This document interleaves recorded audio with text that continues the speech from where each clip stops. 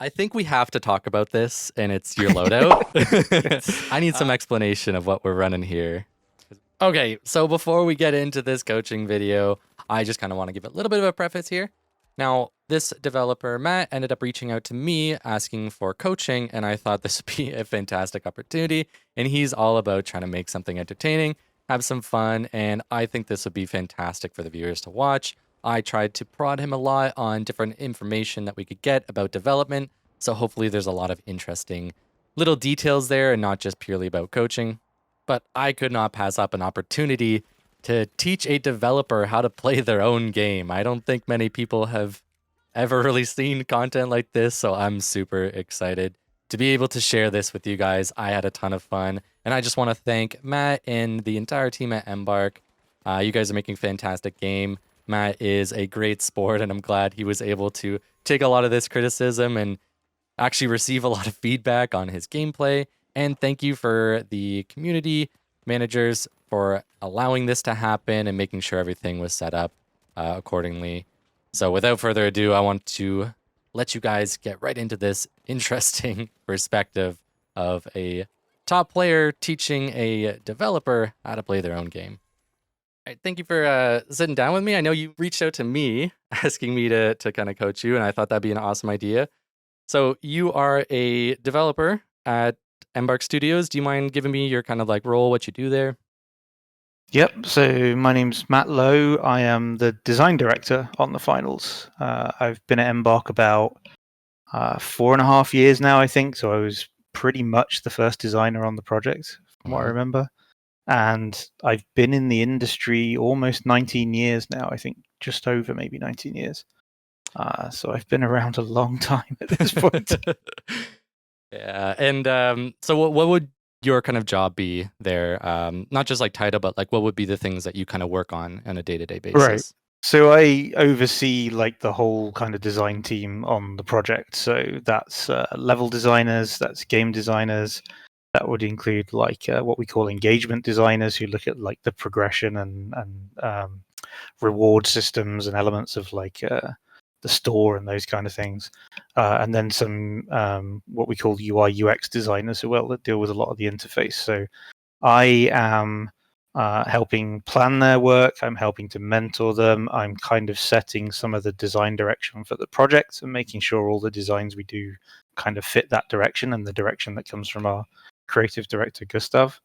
And then I'm also work quite closely with the game modes and combat teams that we have as kind of a stakeholder for those teams. So when we make new gadgets or abilities or game modes, I'm usually kind of a bit of the customer for that stuff and sort of making sure it's going in the same direction that we want the game to go in. It means a lot of meetings day to day, amongst other things, but it's all fun stuff. Yeah, and I know from like the talks that we've had, you do a lot with like analytics, stats, and stuff like that, or at least that's the stuff that we like to talk about.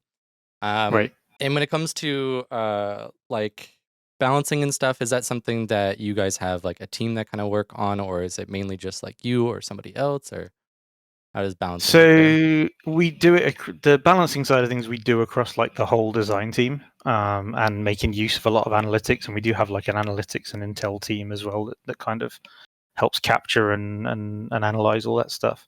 But we generally get together. It's usually kind of once a week, every other week, depending on where we are in a particular season. And we look at the feedback we're getting from Discord, from Reddit, from in-game surveys. If we do those, we look at the analytics, and we kind of work together to sort of pick out targets of like, okay, what do we want to address right now and for what reason? And then once we've kind of figured that out more as a group, really, then the individual designers will go away and make the kind of changes and iterate on those things. And we play test a lot as well. Obviously, when we do those changes, we try and play. I reckon we probably play 6, 7, 8 hours a week, which I think is quite a lot for a lot of dev teams I've been in. But also, no matter how many weeks of that we do, the moment it goes live, the community passes us within about 20 minutes in terms of the number of players and hours played on any of those things. So that's always a bit of a fun experiment that we think we've tested something thoroughly, and then it goes out to the world and they find some exciting things that we missed. The lock bolt was definitely an adventure when that released a couple of weeks ago, or at the start of the season. Yeah, I feel like there's been a lot of interesting stuff with the new gadgets, but I feel like that's more so because the gadgets that you guys release, I feel like, are very unique to the finals, and it's kind of hard to look at some of the gadgets there and be like, oh, this is just from this game or this game. So I can understand where some of those complications come from, because there might be some templates that you guys might be looking from, but there's not really like, an exact formula for some of the stuff you guys are trying to achieve. Right. Especially with like the gateway and stuff. Like, I think that concept's been done, but I think the way that you guys did it was very different. Right. I mean, we have this kind of pillar that one of the unique selling points for the game for us is what we call dynamism, and it's really about this highly interactive kind of environment, whether that's destruction, whether it's the physics, whether it's things like the gateway. We try and let this lens of, can we make this thing be more dynamic, kind of drive a lot of our decision making. So I think early when we did the gateway, we were like, well, should grenades be able to go through it? Should objectives be able to go through it? And the answer in that case, given that it's the finals, is always kind of yes. Can we make that work? So it leads us to do some quite innovative stuff, but it also, especially the way we build a lot of these things, it's very systemic, and it means we quite often just forget that, hey, this other thing could probably be thrown through there, or maybe if players get creative. I don't know if you've seen any of Jinko's great videos. He does, like, he always finds something that we've missed that we're like, oh man, we should have thought of that.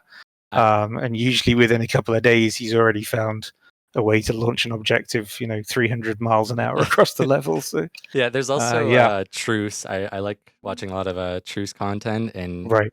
He has some really weird movement tech that he's found. I remember there is one, I don't remember what season this was in. I want to say it was maybe like 1 or 2, but it involved like using like a turret with like a specific type of plant, and then you like vault it at a certain time and you like teleport across the map. And I'm like, how do people find this stuff? But like, right. It'd be impossible to kind of like test every little interaction like that. But at least you have a player base that's dedicated enough to find these weird bugs. Right. And it's part of the fun of what makes this game unique and what makes it unique to work on. And, we try where we can to still make sure that if people find these kind of emergent bits of gameplay, that we maintain them. But it's always a balance with making the game understandable enough that when new players come along, they can also get it straight away, right? We try and make as much of this stuff intuitive as possible.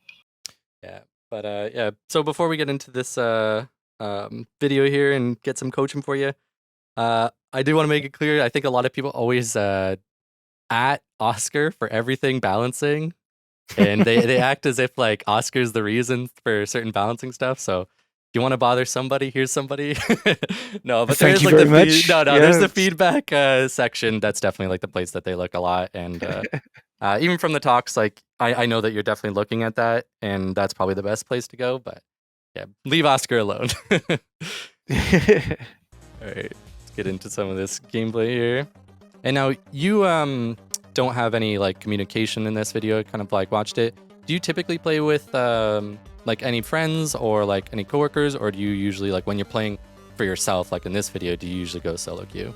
So on live, I'm almost always solo queuing. I occasionally play like World Tour or Quick Cash with like friends and stuff like that, but ranked, almost every season I kind of solo queue. So I got 2 pretty good teammates in this game in the end, although I was a bit confused by their strategy in the first round. I didn't look at the loadouts, I think, until the second round, and it kind of made a bit more sense at that point.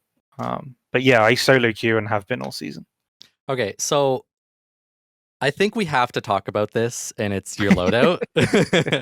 I'm a lover of off meta, as you've seen from some of my videos, and I know I've talked to you, and you like off meta.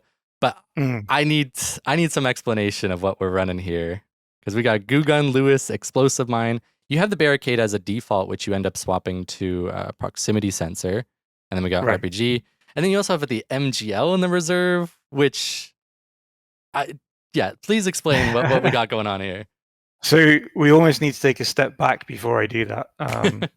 Excuse me. So as a player, like I've been in dev a long time. That kind of gives away. I'm fairly old. I'm 44 in FPS terms. I think that's kind of ancient.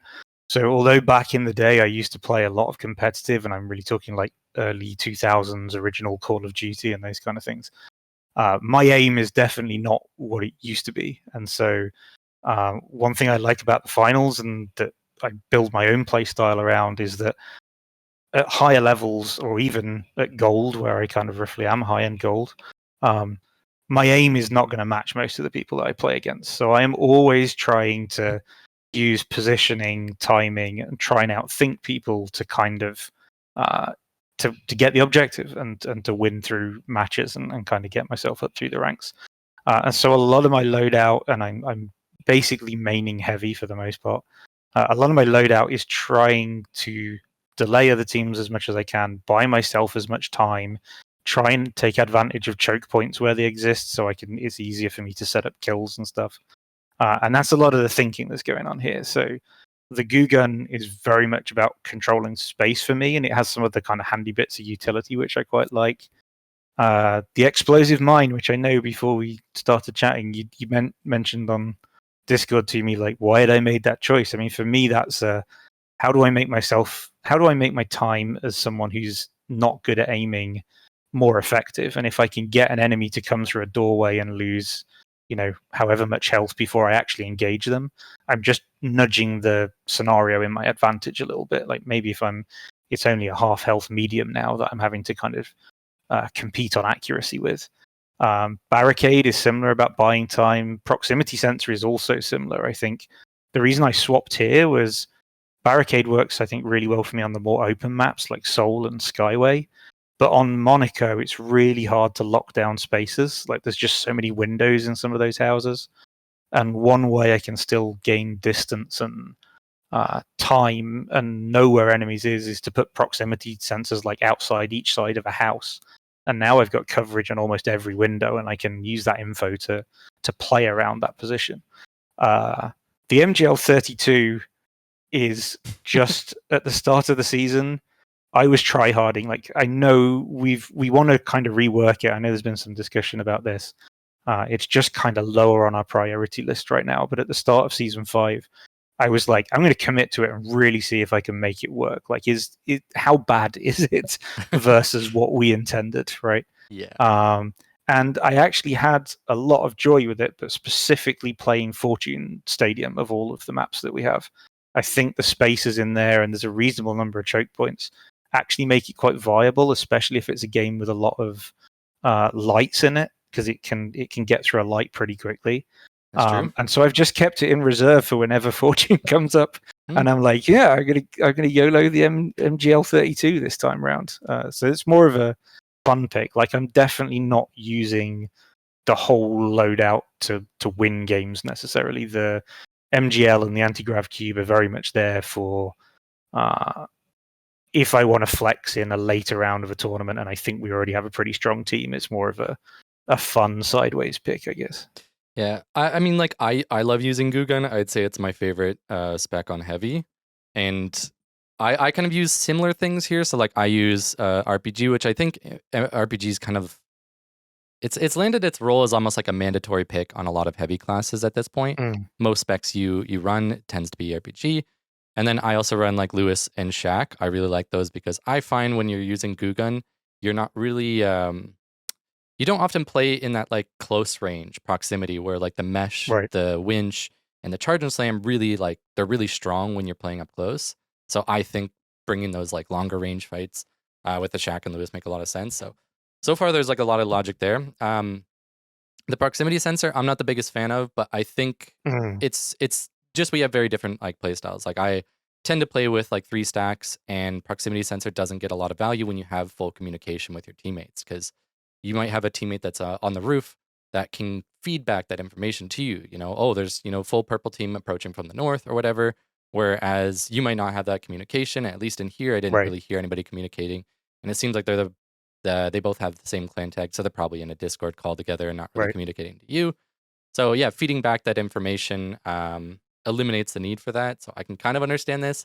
I still personally would even bring Barricade even on Monaco, and there are some like tricks, and I saw in final round you did swap to it. We'll get to some of those when we get there. I also love Anti-Grav Cube. I just think it's a fun gadget. It's like one of the most enjoyable gadgets on the class for me. I don't think it's like the strongest in a lot of scenarios, but with Goo Gun, there's like a lot of really fun things you can do. Like I like creating the nest. I know you've seen that video before, Right. and you've seen Akazo use Goo Gun, I'm sure, and he does some really weird stuff with a lot of the gadgets there. The MGL, that doesn't really make sense to me. I feel like MGL really benefits with like charge and slam because it compensates for the like lack of close range. But you know, at least we're not seeing it here, so I don't have to critique MGL gameplay. Yeah, I mean, I guess I could say that I almost play it a bit like the Team Fortress 2 demo man, I guess. So I'm often backing away from the opponents and trying to play around corners, and I'm just constantly bouncing grenades around the corner when I use it. So it really sucks if you end up in a game with charge and slam heavies or flamethrower or anyone that can kind of get on top of you. Then that's where it really kind of struggles. But in Fortune, I think there's enough corners and there's enough reasonable mid-range fights that you can kind of make it work on that map more than anything else. But it definitely needs some love, and it's still on our kind of to-do list at some point. Yeah, well, I mean, you don't even have to worry about putting it on your list because I know Andrewstown is going to bother you every day about it, so you'll always have that reminder. Yeah. Yeah, I personally, actually, I kind of want to ask about the explosive mine versus like pyro mine. So, is there a reason why we're bringing Explo mine over pyro mine? I think it's more that I just settled into it over time. I guess one thing I'm always trying to account for is I've tried builds before where I've maybe had pyro, or I've even tried like some kind of fun flamethrower builds before. But then if you do that with the goo gun, you can break all the work you've done with the goo gun by mistake really easily. So explosive mine is just kind of avoiding that problem. You still, if you put them in the wrong place, sometimes breach a wall by mistake if a grenade lands on it, and then the goo that you've maybe set up falls through the gap. But it works slightly better, I think, if you're running the goo and using a lot of goo, which I do. I mean, you'll kind of see that in this tournament, I think. Yeah, I understand that. I've seen a lot of like plays. I think this was mainly because Akaza was using Pyromine in a couple streams that I watched, but there was this combination of Pyromine with Goo that I thought was really interesting, where he's kind of purposely setting up the Goo to be set on fire, because then you essentially have this firewall that makes it even harder to climb over and get around. And sure, it might be that, you know, you're going to burn it, but it still lasts a little bit to kind of make use of it. But I could understand, like, at least the way that I saw you set up, it's like you're really like securing a lot of them. So it's like one Goo gets set off, it almost looks like the entire place is just going to get set on fire, which might not be ideal. Whereas he kind of knew specifically, like, this Goo is going to get triggered by this pyro mine. But I like, I personally think pyro mine is really strong, and I like having it on heavy. If I am going to bring in a mine on heavy, it's like always pyro mine for me, just because having the ability to throw two of them down right away is kind of nice, even though it might not have that initial damage. But I can kind of see the logic with not wanting to like ruin your little Goo fortresses you're setting up. It's definitely very popular, the pyro mine in ranks. Like we see that come through in the data, and it's a good idea actually. I've never really used Goo that aggressively, like in terms of like setting up more damage potentially, right? Or like you say, the obstruction from setting people on fire is quite a nice idea. Yeah, because like people know how to break Goo, right? Like, or at least at the higher elo you go, a lot of people understand like breakpoints, and they'll specifically target breakpoints in order to break like an entire wall. Obviously, with Goo guns, sometimes you can set up multiple in order to reinforce it, but yeah, pyro isn't really used as often.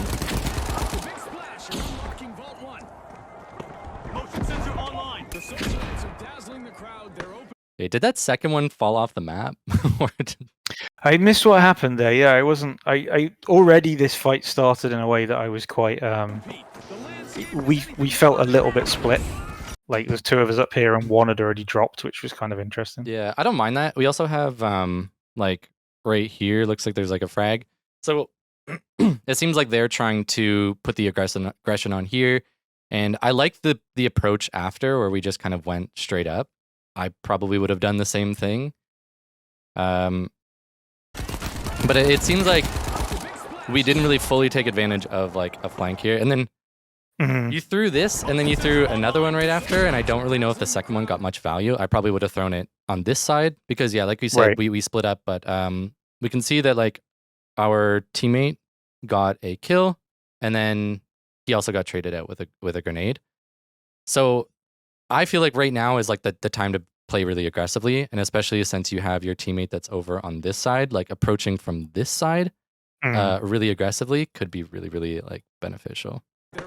I mean, it's something I've already kind of picked up on watching from your videos that like I don't pay as much attention to the obituaries in the top right as I should be doing.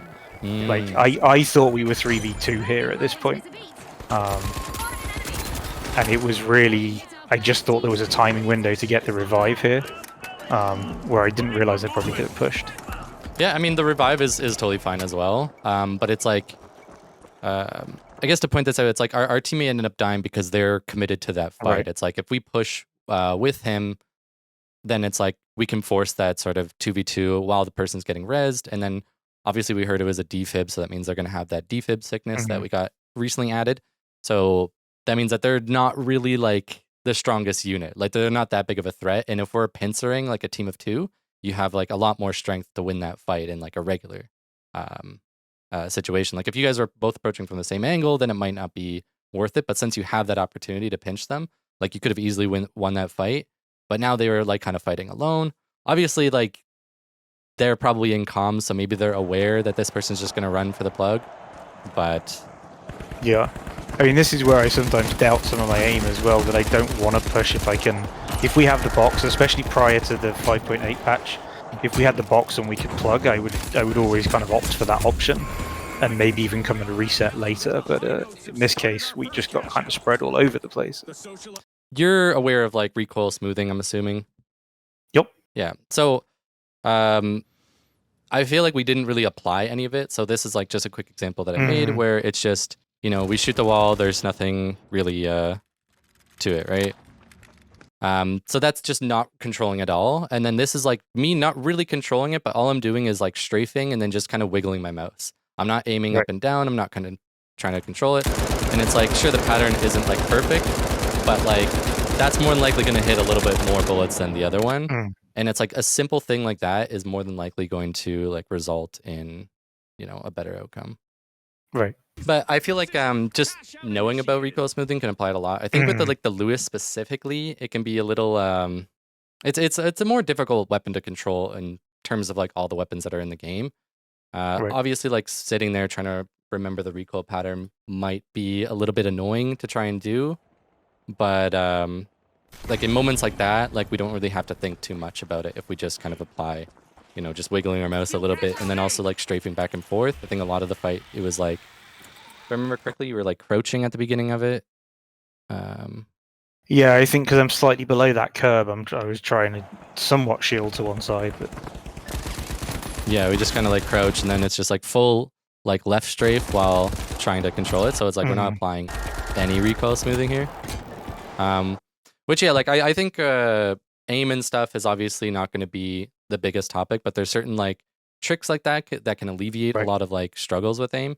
I'm also not too sure what your sensitivity is, but it does seem like it might be a little bit too high.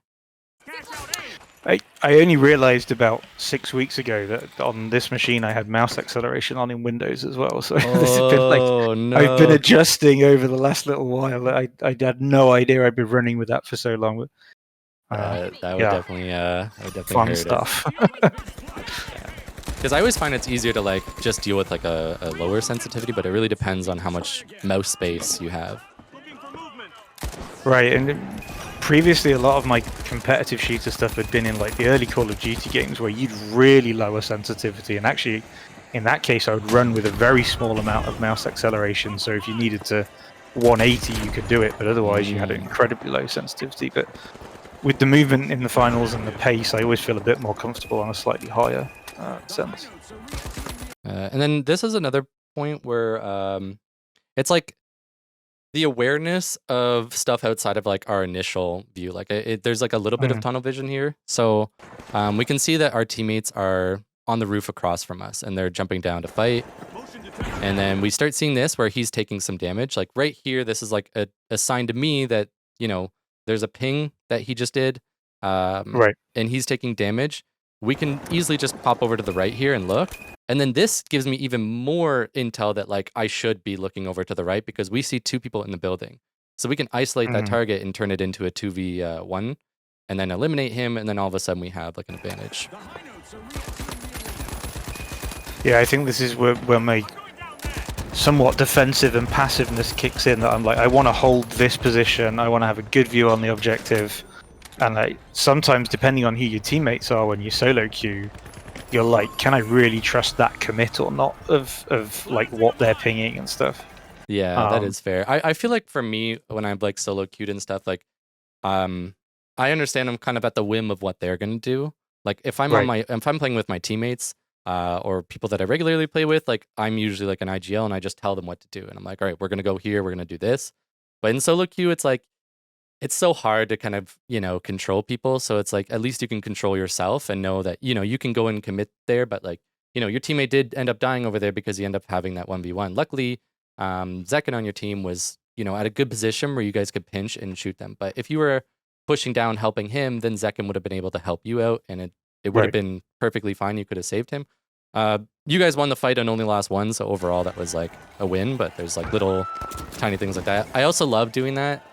I love gooing up turrets. The turret goo. I mean, there are a lot of turrets that you find in kind of gold tier, right? And so it's pretty underrated, I think, that you can just one goo and you've locked it out of the fight for 30 seconds or so while you deal with another player. Yeah, because like your goo gun has 20 rounds and you can reload it, and only one of those can eliminate somebody else's like entire specialization. So I agree, it is kind of like underrated in terms of like how to counter that. I also find like data reshapers another super underrated thing, especially in the lower elos where you see tons of mines. Like, I mean, you have mine, you have proximity sensor, an RPG, and then we also have turret on the wall there. Like all these things can be dealt with data reshaper.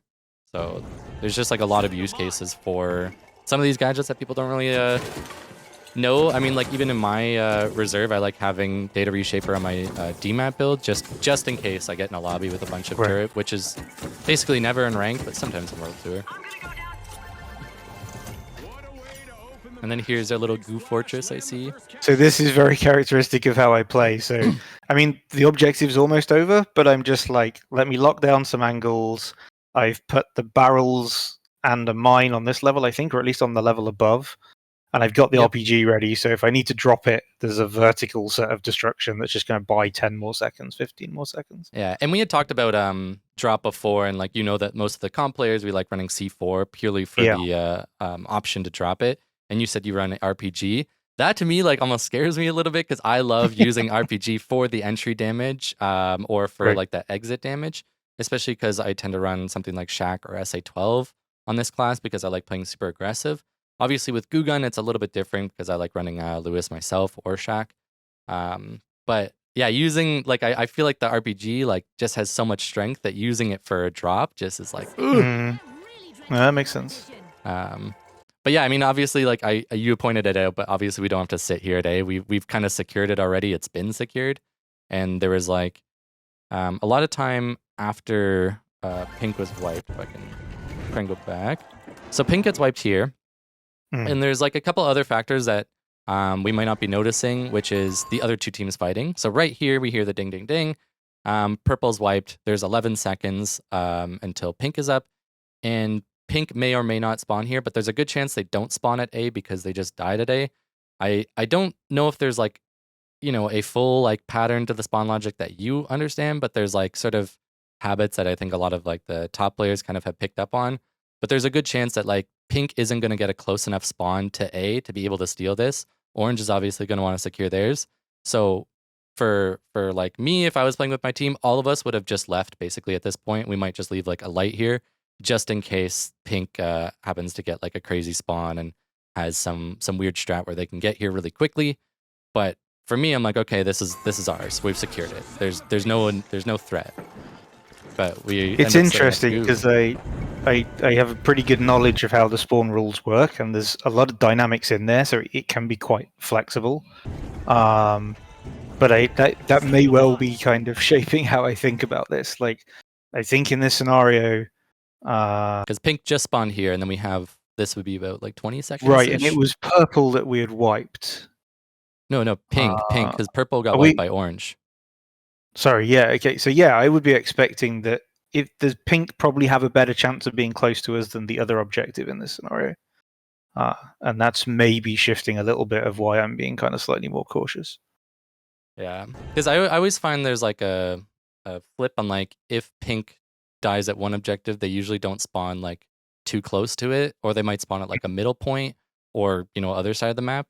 There sort of seems to be like a weird flip that happens. I don't know if it's Right. just the spawn logic is like that, or if it just happens to be like a pattern that I noticed that might not be true, because there's not really a logic to point to be exact. But it's just how I Right. feel.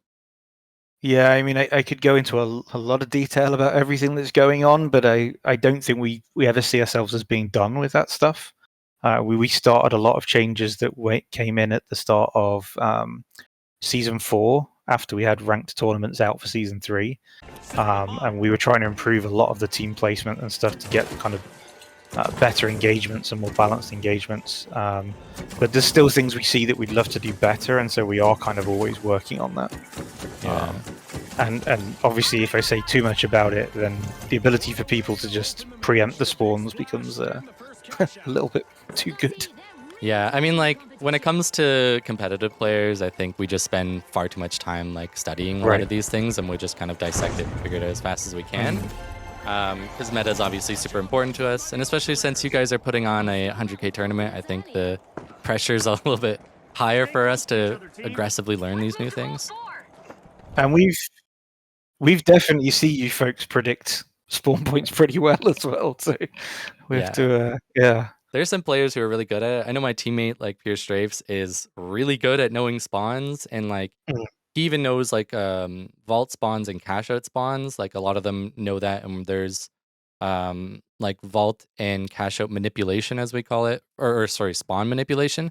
So we'll stand at specific spots, or we will grab the vault and move it to certain spots in order to force cash outs to be able to spawn at certain things.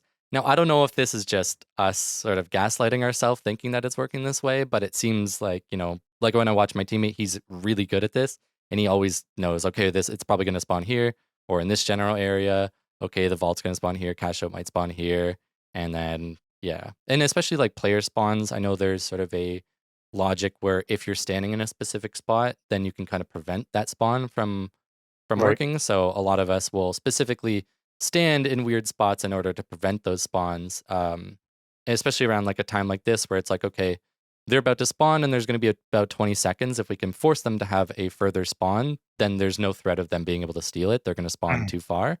And that's something that we constantly do in order to like macro, and then also we can kind of control a lot more. So like this, we have 4 that's here. If he went over here and he's not getting shot at by pink, there's probably a good chance that they just spawned on the other side of the map, and that we have this kind of free plug from 4 to D, which I think you guys aim for.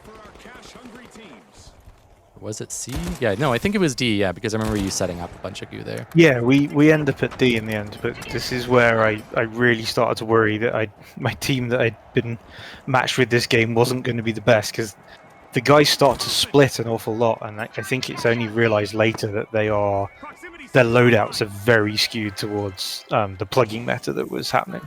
Yeah, because this makes total sense to me. Like, one player is off at D because, like I said, like I was pretty confident that pink wasn't going to be here, and I'm pretty sure they might be on that same pacing. And then we have one player that's holding D in order to essentially scout, and that would be what a light would do. And for my team, I play light, so that's basically how I play. Is I always play offsite. I get a lot of intel. I might be setting up a gateway there and then running towards you to get the plug a little bit faster. But that information gathering is something that like is really, really important to do, and that's more than likely why they're splitting a lot. Or at least I'm assuming maybe there's no thought to it, and they're just like, oh, I want to chase kills, I hear shots, which is totally the case in a lot of solo queue players. But I want to give them the benefit of the doubt here. Yeah, it seems like your teammate Mildly Epic is he hears enough shots at 3 that he knows there's 2 teams there, so it looks like he's just looking over to get some shots. But here would have been a nice place to be holding tab and looking at the scoreboard. Now, I know we've had discussions like this. I know with a lot of competitive players, we like to discuss the scoreboard a lot, but it just gives you so much information. So if you were here holding tab and we're watching combat scores, we could know, okay, it looks like pink and purple are fighting, but orange isn't fighting. So they might be a threat. They might be sitting on C, they might be sitting on D. But if we have the information of what teams are fighting, then we can make a pretty strong guess as to knowing that all those players are in a specific spot. And I feel like we didn't really hold tab a lot throughout this game, and that would probably be something that helps a lot for like just gathering information. And like we have a we have a player that's playing like a light scouting over there, and usually he would be communicating and feeding back that information, but tab can also give us a ton of information. Right. Yeah, I don't use it a great deal, and it is, like you say, I've obviously had a lot of feedback from different players about, like, it's something we're reviewing, just what we want to do with a competitive scoreboard to be like, how much should teams be really able to read what other teams are doing versus learning it through scouting manually. Yeah, and I think scouting tools, so say like you have proximity sensors, a good, what I would call like a scouting tool. We have tracking dart that's on light, sonar grenade as well. So a lot of classes have, those tools available to them, and I think that's why I, as like a Ruby player and a lot of other competitive players, we don't really put much value at all in stuff like tracking dart, sonar, or proximity sensor, because I could probably just hold tab here and be able to tell you where all the players are, or at least a rough estimate of where they are. Whereas a single like sonar grenade, throwing it, it's like I might be able to track one or two players, but I also have to have an assumption of where they're going to be already. Whereas proximity sensor, it's like you're waiting for people to come. Whereas if we have like a light with cloak that's sitting on the rooftop, then they can kind of just feed back that information. Or we can just hold tab and see, okay, there's two teams fighting. We can just assume that there's another team that's going to be approaching us. Or we can look at the spawn timers and see, okay, this team just spawned up and we can hear a bunch of fighting on the other side of the map. There's a good chance they spawned on our side of the map because the spawns tend to not want to just continuously spawn people on top of each other. They want to have that logic where they have a little bit of wiggle room and not just getting instantly shot at after spawn. So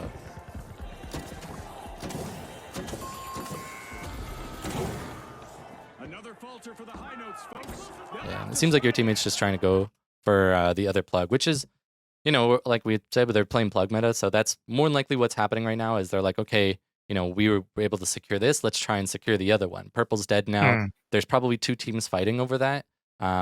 We know that they're fighting orange right now by the kill feed, but I don't think we have enough information about pink right now because we haven't been holding tab. But we can probably just assume that they're there. And if you were to go to C right now, you might be able to set up enough goo in order to prevent 3 from going in, which can really help your team try and secure that plug for it. But your strategy here is purely just, I want to set up defenses. So yeah, I mean, I know how far away they were here, and in my head, I'm just like, I want to delay whichever team arrives here before my teammates get back. Yeah. And I guess it's reverse logic. Like, I'm thinking if they get the plug, they'll get it elsewhere and come here.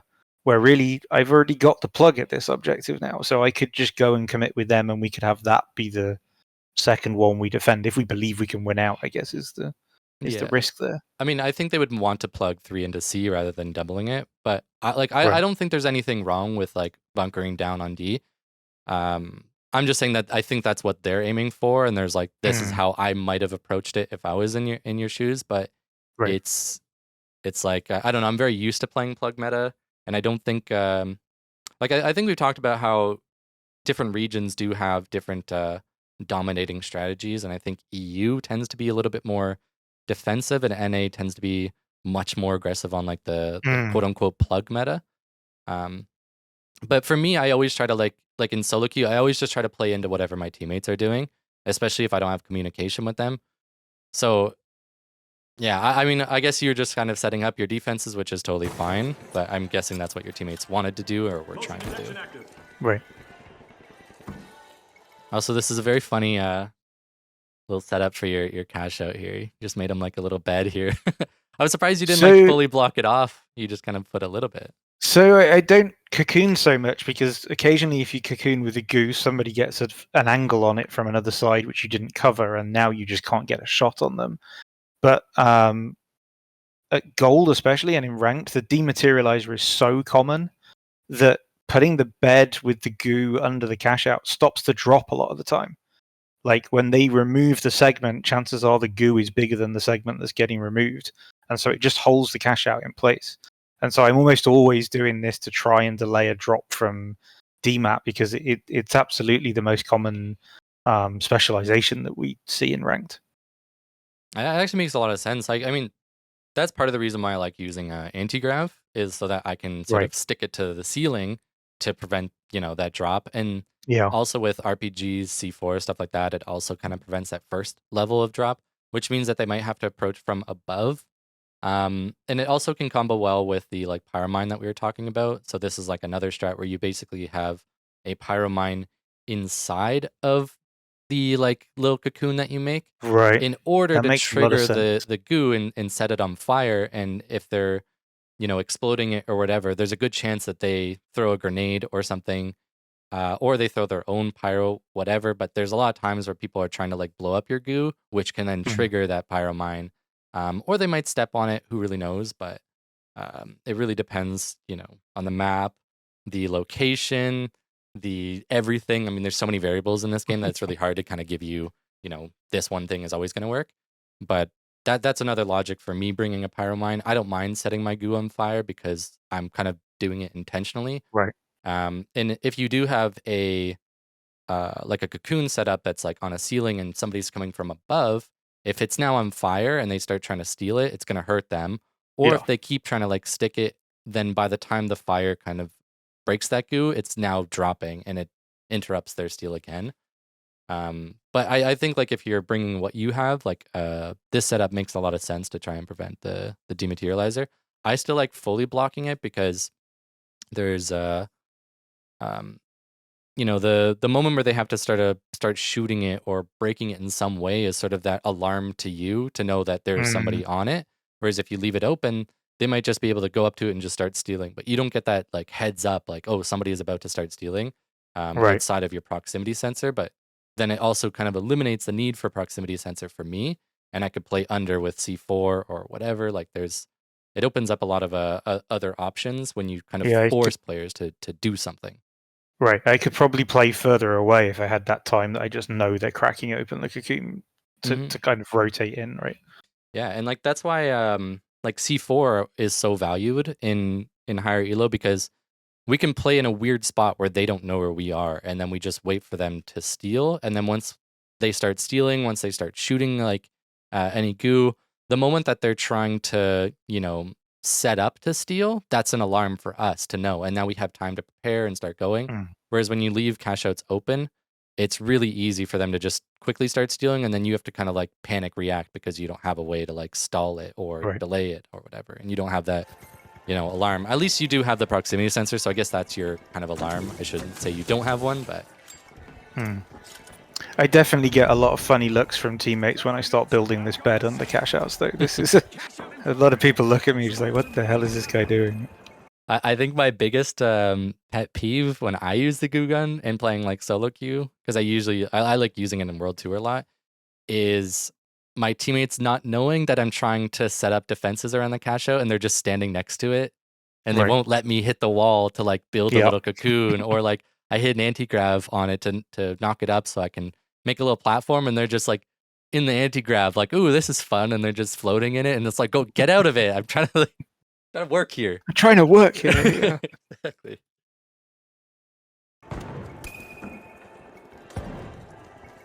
Yeah, and then also, okay, so we have noticed that your teammates were able to plug the other cache out here. Right. If I was them, I would be coming back to where you are now, and as you, I would kind of realize, okay, there's no way I'm winning a 1v3 here. That's going to be really, really difficult unless another team comes to third party and helps me out. You're not winning this, so I would just completely abandon this. I would just RPG the wall. Like I wouldn't even risk trying to fight this because the odds are just not in your favor. Mm. And there goes the fire. But yeah, now your teammate dies, just because we're playing like very split. So I think Right. they did good by getting the plug. Like that extra money was really, really nice. You guys have first place, and if you guys don't get both 10Ks here, then it's not really the end of the world. You guys still got like a pretty good lead from that. I kind of forget how this fight turned out. So in my head, I knew they'd plugged my teammates, but I still wasn't sure if they were coming back or not, and I was just constantly thinking, I've got to delay as long as I can until they get back. So you're just like kind of delaying for your teammates? Yeah. Yeah. See, I feel like around the time that they like show up here, for me, I'm like, okay, well, I have a minute and they're, you know, about 100 meters away. Like, right.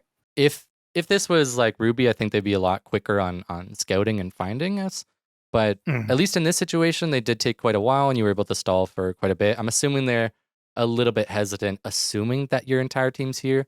And now if I was Pink, I would probably be holding tab. I would get a lot of information about what's happening on the map. And I'd probably have already known that you guys were split. But at least in this case, you were able to kind of stall for a bit. And we do notice that like the distance keeps getting closer. So we can tell that, you know, your teammates are getting closer to you. He brought his body over here. He's reviving. So this is good. But if you're with your teammates, you could even set up a goo bridge so that they can quickly get into this window. Trying to enable them to help you is something that like I think a lot of people overlook.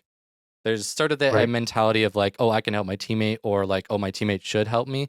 But letting them help you or trying to help them help you is like one of those things that happen a lot more when you're used to like team play and stuff like the mesh shield, for example. Like a lot of people who are newer to the game who are using mesh shield, they don't use it for their teammates as often. Whereas you get to higher elo games, all of a sudden, if you have a mesh player, they're going to get in front of you a lot. They're going to start meshing for you. And like, you know, you help them, they're going to help you because now they can shoot those enemies, they can heal you. You know, always want to like enable your teammates.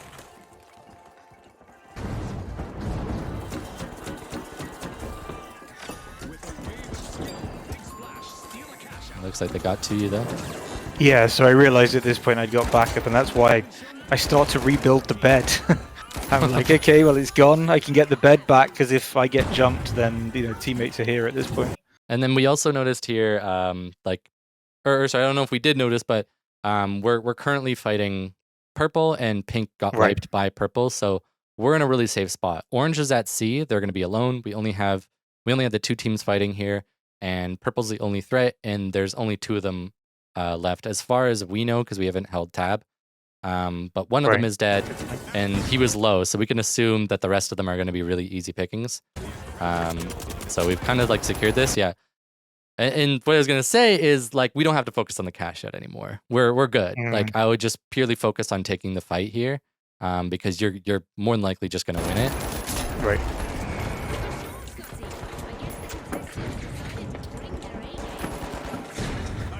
Yeah, and we do, of course. Your teammates are there, which is good. Ooh.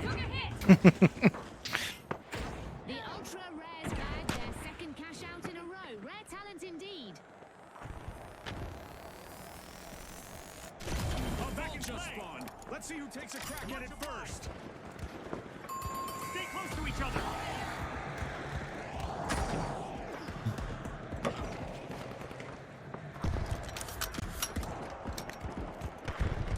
RPG fire. So I have no idea why I did that RPG as well. Like, okay, good. I'm glad you said it. Yeah, I mean, I think Orange didn't even know we were there. They already had a cash out going as well, and yeah, I basically just signaled to them, "Hey, we're over here." So as soon as I fired it, I was like, "Oh god damn, why did I do that?" Okay, yeah, I was gonna mention something, but you've already said it. Yeah, because like obviously we can't fight for C. There's not enough time. They have a really good defensive setup here. They could jump pad if you try and go for it. So obviously, like that's not worth it. So positioning wise, like I'm not really gonna say anything just yet because I don't think we've really gotten to a fight, but obviously this RPG was a waste. You're aware of that.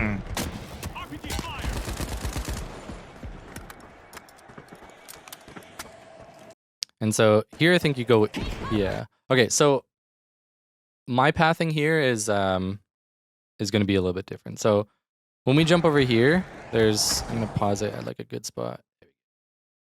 Let me get my trusty little drawing here. So we have a orange team that's on this roof. We have pink Right. that tapped this, and we also have a kill on purple, which means that purple is dead. So Right. we're in a good spot information wise. So we know that there's going to be a pink team here, and they're more than likely going to want to hold this building here. They're not on the roof, so they might be in the building. But if they're somewhere out here, they're in really bad locations for themselves because there's so many roofs. And we know that if we're trying to go towards 5, our biggest threat is going to be orange on this roof. So my pathing here is just this way. Right. Right. We have no objectives besides B.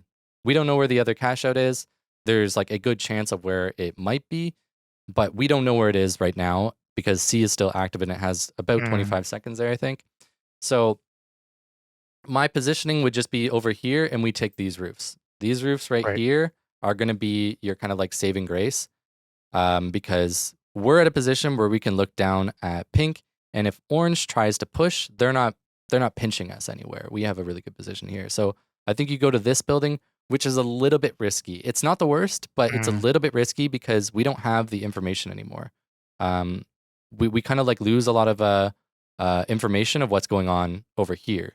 But if, Zekin and you went over to these buildings and we're kind of posted up over here, then we can use these little rooftops as ledges in order to, watch orange, watch pink, get a lot of information. And then we can kind of, try and steal it, or we just wait for the next vault if it feels risky. But we can, put a little bit more thought into our approach once we've gotten to a safe spot. But instead, it's that's like really good. Like, I was oblivious that purple were wiped at that point as well. Like, that had not registered with me at all. Oh, really? Yeah. So that was. I think that's just like a second nature thing for like a lot of like higher elo players that I've noticed a lot when coaching like some of the like golds and stuff, is like they just are unaware of that. So I guess it's just I mean, I'll hear the elimination sounds regularly, like for the team wiping, so I know that somebody is wiped. But I guess they're out of the map now, so in my head I just disconnect them from the scenario that I'm in, where I could be thinking, like you were saying, like maybe we want to be aggressive here, or we don't know where they're going to respawn. But to me, it's just like, one less thing to worry about. That's fair. Yeah, because I think we end up like, so this is like, I don't mind this roof, but I just feel like it's not optimal because we don't have like full high ground when orange / if orange pushes us, and we haven't got enough intel on where anybody else is. And then we also can notice here that purple is about to spawn. So we're in a situation where like, we don't have enough control over this particular fight in order to position where we are now, essentially. Like we want to make sure that we're like really passive, getting some intel, and then once we have all the information, then we can kind of like execute something. But I think you get pushed by orange here, if I remember correctly. Yeah, I mean, this is where I end up doubly regretting the RPG I fired at them, because I feel like I've given us away to them, and then the moment I choose to go up the ladder, that's when they kind of rotate onto us. Yeah, and it's because like we gave them that, right? Like your teammates were actually in, the spot that I kind of was talking about, and one of them got picked off by pink with, it looks like a Cerberus. And so, we know that this person was getting pushed by somebody on pink, but it's like if we're all together, then we can try and, okay, shit, let's just go into the building, reset, get everybody up, and then, play safely. But instead we're not necessarily like split, like I wouldn't really call this split, but we're not really in the same power position that your teammates are, and like they can't really come down to get you here. Yeah. The big splash aren't going to water down the intensity here as they complete a cash out. Very impressive. They turned a steal into a cash out. The ultra rares will have to polish their. And then I think this might have been where you were just checking some stuff, but I personally always try to make use of my my spectator cam, but I think you said you were getting a screenshot here for something dev related. Yeah, I might well have been. Like, if I ever feel like there's an issue, you can see me take a screenshot. Like, it looks like the worst view possible that I've picked here, but it's often just to be able to go and look at the server logs afterwards and see if there was a particular issue that happened or not, if we felt like we hit a snag or something. Yeah. But yeah, usually like I like using that. I'm assuming you guys put that camera in there as a free cam so that, you know, we don't have to have this downtime of, you know, staring at the ground or staring at your dead body for 20 seconds. So I always try to make use of like every second that I can when I'm playing ranked. And even when you're dead, like I try to push the camera all the way up and then look down, and then I start to gather a lot of information of like, you know, where's this team? Where are they going? Just anything that I can kind of bring into my next life, because then you spawn here. It's like, okay, I remember there's 2 teams fighting over at B, and the other team was actually moving over towards A, so they might be a threat, or, you know, whatever information that we could gather from that can just kind of carry us into a better, you know, second, I guess.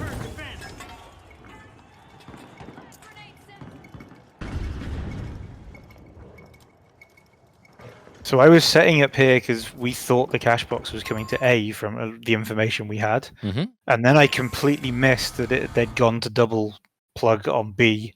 So I'm still setting up, and my teammates are already off. They know, but I've just completely whiffed on that bit of information. Yeah. So I ended up being split from them.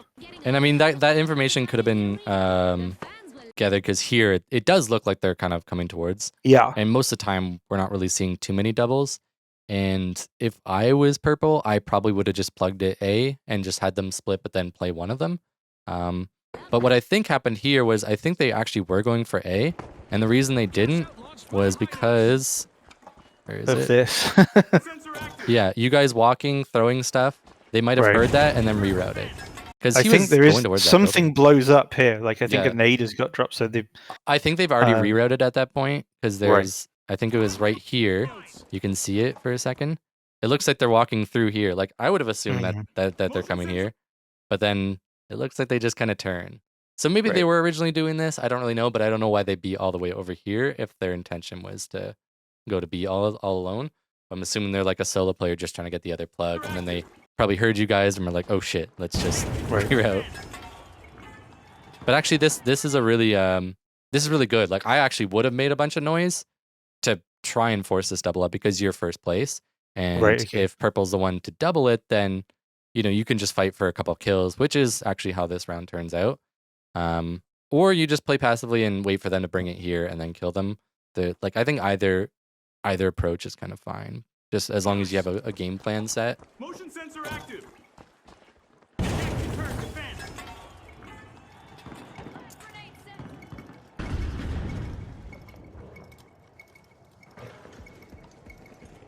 I think I was adamant they were coming back over the bridge because they'd heard us, so I'm just looking the opposite way the whole time that they head over to B. Oh, we clued in now.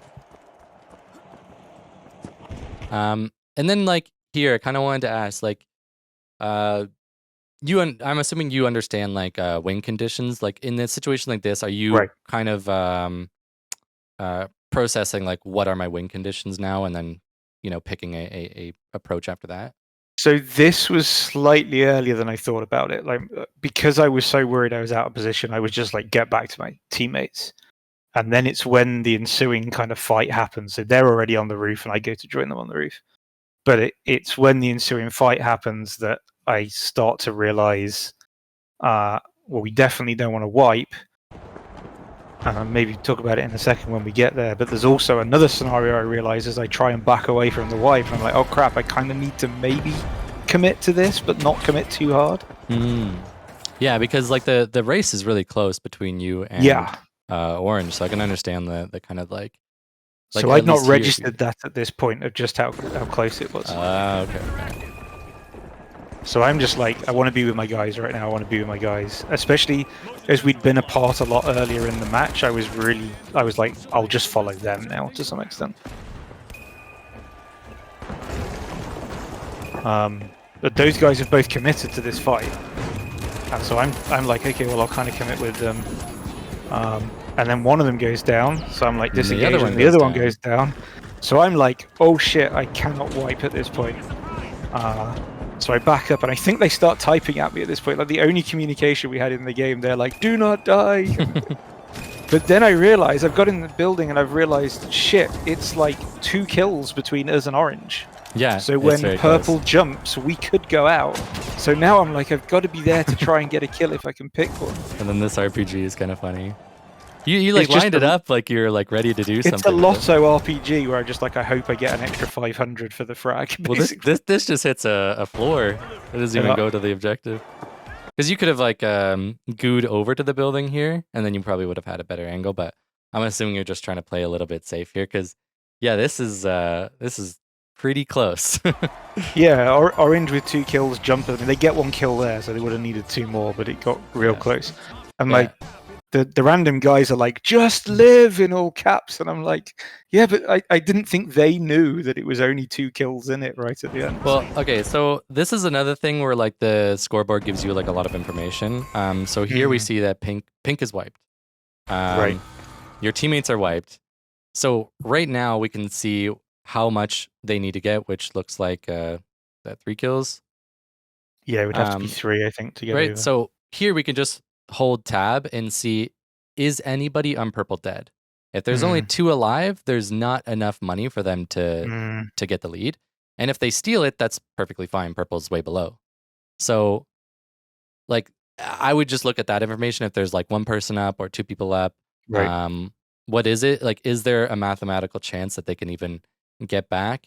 Maybe they're going to defib that person, so it's not, secured if there's only 2 up. But just having that information in your head would just make these so much Yeah, easier. no, that's really And then good point. right here is the moment where you've won.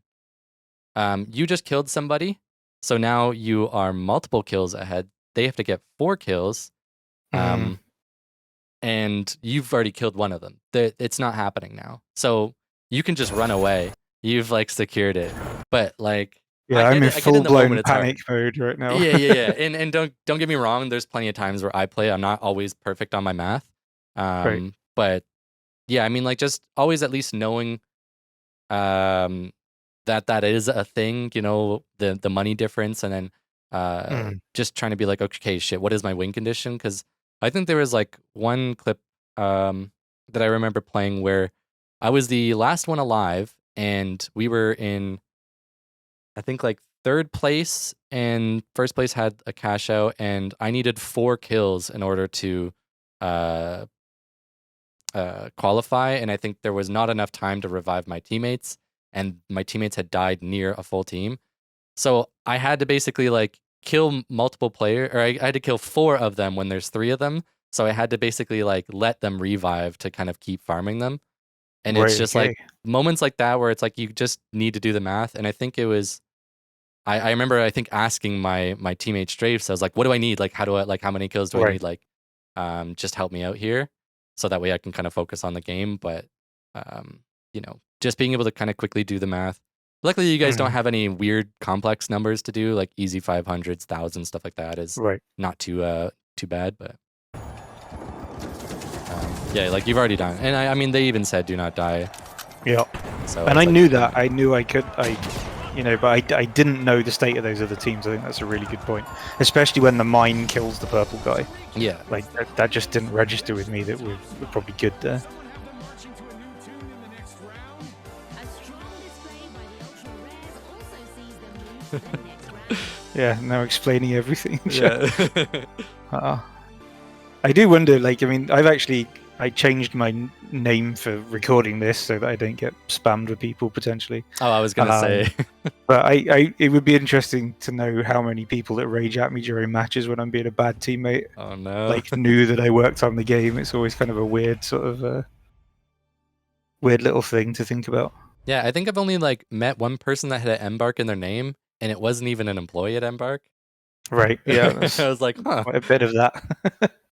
You guys are just playing it incognito. I mean, the team. I mean, I don't know. The community wouldn't realize because we don't really talk about it, but a lot of the team play the game a huge amount on live. Like it's of all the projects I've worked on over the years, I think the team really enjoys the game as well.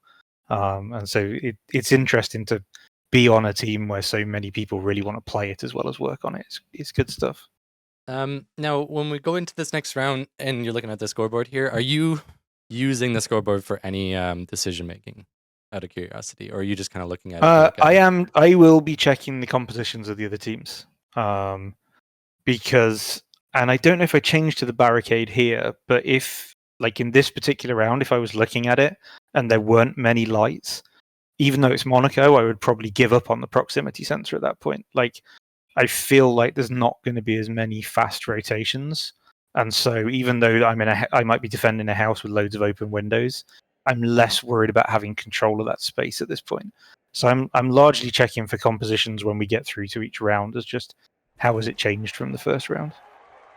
Yeah, because I do the same thing a lot, and I feel like heavy might be one of the classes where I feel like I don't have to change my my gadgets up as much as something like light that has some more direct counters. Like say glitch grenade is fantastic for Mhm. dealing with heavies. We have thermal, which is really good for dealing with like cloak lights. And there's sort of specific picks that I might bring in dependent on the comp. Whereas like heavy, there's a few cases where I might do that, but I think for the most part, a lot of heavy's gadgets are not too like counter based. I think the proximity sensor is a good example of one that is pretty good at dealing with lights, especially the cloak lights and stuff like that. But a lot of stuff like barricade, dome, RPG, those are like universally pretty like Right. good to bring in.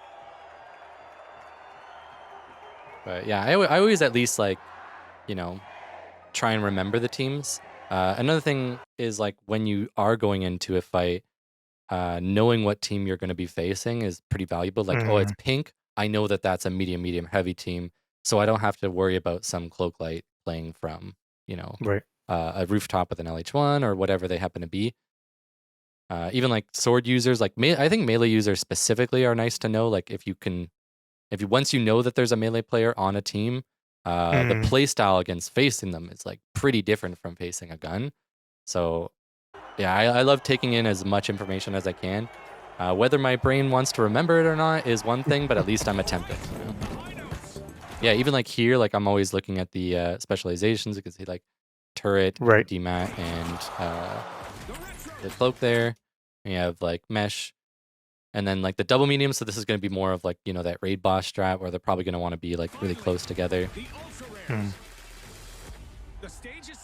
And this is where I realized both my teammates were DMAT, zipline, jump pad, and all of the looking for the extra plugs and scouting in the first round made more sense to me because I'd just not paid attention to that until this point. Yeah, I always make sure to know what my teammates are using. Even my own teammates were like, it's usually pretty standard. I'm always asking her, and we're usually like telling each other if we're ever swapping something out, just because it's nice to know. It's on, Scotty. You've got our first elimination. And then here, I actually kind of like what you did here. I don't know if this was intentional, but I like that you didn't shoot the proximity Yeah, I was sensor. trying to bait them here. Yeah. I was at first I was like, wait, why is he not shooting? And then I was like, wait, he just placed the mine. Of course, he's just trying to bait it. What I would have done The though only is I thing would I have held the thought RPG. afterwards was right. Okay. Is that Yeah, what the you're only gonna thing I say? thought afterwards was I wondered about, like, I was so static that the bait was so obvious that I just don't think a reasonable player would have taken it in the end. And I think I end up poking the thing right before they actually drop through because I realized that this is maybe just a too obvious a bait. Yeah, and you end up, But it like, was reloading as intentional it in the comes first instance. Yeah. Yeah, you'll see me reload the Lewis gun a ton in this game, and it's because I'd been playing the Shack 50 so much beforehand, and so I'm always with the Shack 50 trying to be like make sure I'm at the maximum ammo because it's such a small mag. Yeah, it's but like I a lot couldn't of power, break though. that. Right, but I couldn't break that muscle memory with the Lewis gun, so I'd have like 30 bullets left, and I'm still reloading constantly. Yeah, because like what I would have been doing here, I like the baiting here, but I would have been holding a an RPG. And Right. another thing is like since we do have a little bit of time, once we go in, like if you can kind of think ahead, if you're going in and your intention is to bait, we have the goo gun. You can set up some goo blobs behind. That way, when they drop in, they don't have an escape route. They're forced to take that Right. fight to you. And as you know, heavies most of the time will win like a straight up 1v1 versus other classes Right. because of their HP pool. So being able to force these fights where it's like, no, you just have to head like brawl me, like you'll more than likely win a lot more fights. So yeah, using the goo gun to kind of control situations like this, especially when you're using mine, I think the combination of the two can be pretty interesting. I personally don't use it too much, but I mean, like the logic here would kind of make a lot of sense if they're going to hop in this hole. Even if they do Right. step on that mine, they're probably just going to want to run away, so preventing that escape route. And then holding the RPG right away would be really nice because they drop in, and he doesn't trigger it, I don't think. Yeah, he misses it, which again, if the goo had been there, I may well have got the mine input as well. Yeah, and if you had an RPG here and you shot right as he went in, then that Right. blows up the Double mine and up. does the double up damage. Yeah, Yeah. it might have just instantly nuked him there. Yeah, and in the end, I lose it. Yeah, it was that reload off the beginning, I think, that made it difficult for you. Setting a zip line. The first team wipe is in and the arena is buzzing. And I think he misses the throw here. Yeah, it's kind of funny. He might be used to playing like light or something and having those like Right. the throws that don't go as far. Yeah. I always just do the little elbow toss pretty much every time I try and throw it in. Actually, is that an intended mechanic when you guys first started? It's intentional that like there'd be a certain amount of impulse from like a melee strike of any kind, but it wasn't a skill move that we put in. That's one of those emergent gameplay things where it's a physical swing, so we want some force on it, and those are physics objects that are going to accept that force. So a lot of the way you get the emergent gameplay in the game is to try and design systemically like that, where it's you're having different kinds of inputs, or rather, you have items generate outputs, and those outputs can be inputs to other things. But then when you're kind of designing it and programming it, you only think about what the qualities of those outputs are and what they do to the inputs, right? And so you then start to get these kind of unplanned knock-on effects of it just following this rule-based system. Yeah, I'm a big fan of it. Like when I first kind of discovered that, I think back in like the betas or something, I just thought it was so cool. Like the moment I did it, I was like, oh my gosh, I could throw this cash box so far. And then it became almost like a fun little mini game for me and my friends to just try and every time we have the cash box, let's just see how far we can throw it to like try and plug it. We And actually the objectives originally weren't throwable or carryable at all, and at one point in the project we were spinning up like a capture the flag mode where it made more sense to have a throwable objective and have it kind of physics based. And in the end, we didn't really like how the capture the flag mode worked, but the gameplay that we were getting from the throwable objective, we're like, that's really cool. We want to keep that. The 3-pointing the cash box into the objective from miles away was absolutely great. And so we kept that element from that CTF exploration that we did, and that's where the cash boxes kind of became what they are now. okay, it's interesting. Yeah, because I feel like there's like a charm to being able to throw it. Right. Really feels like it suits the game. So I think if it was only just you have to manually plug it, probably wouldn't be as fun. Also, those moments, I like those are some satisfying moments when you throw it from far. Oh, nice RPG. Yeah, again, like I don't know why I did this, because I thought they were going to peek the corner, but then I don't even aim it well enough to kind of hit the ground at the corner of the wall. Yeah. So. I mean, you didn't even aim it. I think you just like hip fire. No, it's just like again, I get in those panic modes occasionally. I'm an old man by esports terms. It's kind of. I'm getting there. Good headshots. Yeah, that was I finally seemed to find my aim in this tournament at that point, I think. Yeah, I definitely noticed like reviewing it before, like as the rounds went on, I felt like your aim was getting a little bit more comfortable. Was this like the first game of the night, or was this near the end, or was this middle, or? I can't remember. I mean, I have playing quite a lot of ranked recently. I think I probably played 1 or 2 matches before this, but Okay. I definitely did better in the later part of the session that I played. Yeah, the final round I felt like was one of your better rounds. Oh, that sucks. I hate when that happens. And then you just like panically, just like, oh shit, I need to build this wall quickly. Yeah, I wanted to finish, and then they pinged and hear the grenades going off. So Yeah, and then you didn't shot fire. So I this have no idea where this guy reached me from. I was really confused that I suddenly got flanked here. I wasn't sure quite how he'd got here because I felt they were all behind where the heavy was when the engagement started. we can probably dissect this a little bit more. So the first thing is like purple's dead, right? So they're getting a spawn. So there's a good chance that because they spawned and where we know that they approach from, that they probably spawned in the forest. So he more Right. than likely took the stairs that's kind of like right in front of The you. low route. Okay. Yeah, and then that's probably where he came from. That's my best guess. Notes are back in play. Because you can, at that moment right there, and probably a little bit hard, but I can hear footsteps to the right. And Right, then that's okay. when, I guess you probably heard it too, because you turn around and you start seeing them. But Yeah, we- I don't we know if I only got a see- ping from a teammate or not, but there was definitely something audio-wise that triggered. Yeah, and then like right there, like I can hear it. I can hear the footsteps to the left. Right. So like we haven't been paying attention. Like our line of sight to the where I'm assuming he approached from has been like completely blocked. Maybe a little unintentionally, but like see you fall here, and then Yeah. you're looking here, like then you crouch, and then it's blocking that part. So we haven't been looking that way at all. And now I can hear him. So it does feel like he's kind of like ghosted a mock there, but there was just you kind of I guess avoided the I'm- entire line of sight. I'm focusing quite a lot on the ping I get from one of my teammates as well, and that's down the road, so I think that's another, like, a player is in there all clumped together, I guess, so just kind of... Yeah, that is unfortunate last second steal. Yeah, this was painful considering we'd already taken it once from somebody else as well. Yeah, I think this is one of those moments where like a big reason why I value like dome shield a lot, or even just having barricade, because the defenses that you try to set up, once you get to that moment where it's like, oh shit, I need to fight, like my teammates are in a fight here, they're pushing down the street. If you just throw a dome shield and then you peek out, then Right. like you don't have to worry about that person behind you. And I think earlier you had said that you value having barricade a lot in like the open maps, because you get into those situations where, you know, oh shit, I'm trying to cross this big field, but I'm getting shot at from a roof. I just need to make some quick cover.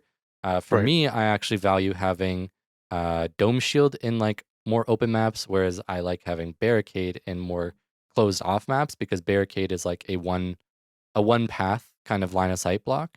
So Right. I can use the rest of the map, whether it's like buildings, the structures that are around me, to kind of know that I'm safe from that one specific angle while I have a very good fortification in front of Okay. me. We've got action at multiple. The high notes are opening. I'm reloading.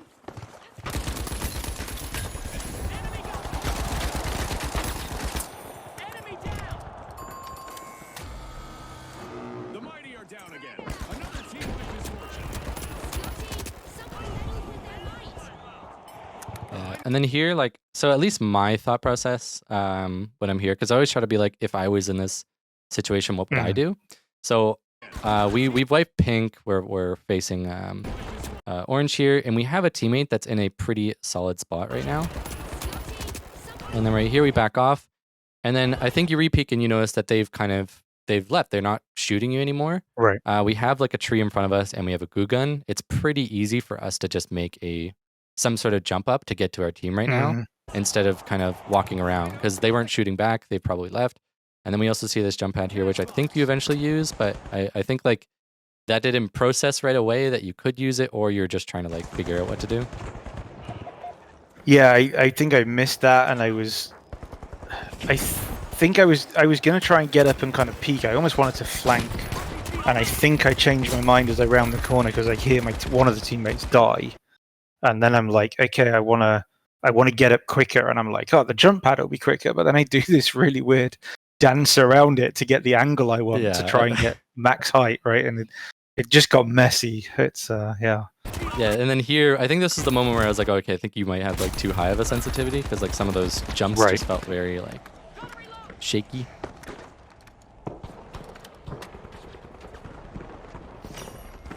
Assume command of the match. And then the panic run away, drop everything. I've been there before. I mean, I thought if I put the mine down, he might get it. I was looking to know if they were following. I mean, again, Yeah, like yeah. so much of my style is like I'm trying to get it's kind of weird because the points you've made about the scoreboard are really good. Like, I don't use any of that information other than like at the start of the round a lot of the time, and yet my style of play is often very information focused. Like I want mines, I want proximity sensors, I want goo that I know is blocking off a door so that I can be trying smart about how I position. And yet there's a whole stream of information I'm not really making use of. Yeah, and I feel like it with your playstyle, being so defensive, like I feel like looking at the scoreboard is really, really beneficial because there's tons of downtime. You're not constantly taking a bunch of fights where you need to have that line of sight. And then here, I think we just kind of got into a bit of a bad situation, like climbing that queue, and then we're a bit too open. Right. Didn't really know where purple were, and yet we kind of just careened straight into the, like, really close to the objective. The teammates do a good job of recovering this, I feel, though. Yeah, because neither of them is running defibrillators as well, so we never had any kind of quick revives. Or... Yeah, they might have watched my recommended loadouts. I'm not a big fan of using a defibrillator with like DMAT, just because the way that I play it is more like a light, like I kind of like scouting. So I don't really play with my team as often, so I don't get as much value out of it. But I love having it with like healing beam. The combination of healing beam and defib feels really nice. There we go. I know. Oh yeah, you had like a last second steal here, which was kind of... Yeah, so I really didn't know. What I knew is purple had one left alive, and I was like, if I just go for the steal now, I'm almost certainly going to get shot. So I wanted to risk getting the teammate first, but I had no idea if I had enough time left, and I think it's literally on the last tick before it would have gone to them that I get the steal. Yeah, that was very close. Another thing that... Okay, so after you get the first kill here, so you get this kill, both your teammates are dead. And the other purple had respawned. I think that's why they're so far. Right. So like with that information, we can just quickly make a goo wall and just start stealing right away. Going for the revive actually gave him an opportunity to stop you. Like, luckily he missed enough shots that you're able to. But then right after, there is another thing that you did. So right here. So this is what like Akazo calls goo locking, and I like the terminology as well. And I haven't seen you do this much. I don't know if this was intentional. I assume it was, but so this one wasn't. This is really? Because right before the steal, I went to put some goo to try and shield one side from to like help the wherever this third player was coming from wasn't going to stop me stealing. But then I completely forgot I still had the goo gun in my hand when I finished the interaction. With the objective, so I turn around to shoot him, and I just fire goo into his face. So I do know about goo locking, and I'll use it quite often, especially when I play that. If I play the MGL32 at all, another like a melee heavy or a flamethrower heavy gets on top of me, and to try and get distance, I'll use the goo gun to goo lock them and get back into the range where I can bounce the grenades. But in that case, it was just what I happened to have left over as my equipped item from before the steal. That's fair. I thought it was intentional. Like I was just like, oh yeah, just goo lock and to stall a little bit. I mean, obviously at that point you're gonna die, so just wiping quickly is probably better. But I assumed you were just like, you know, I'm gonna goo lock you before I die. I wish I'd been that smart or clever at the time, but it was just like, oh god, there's a player here, and yeah.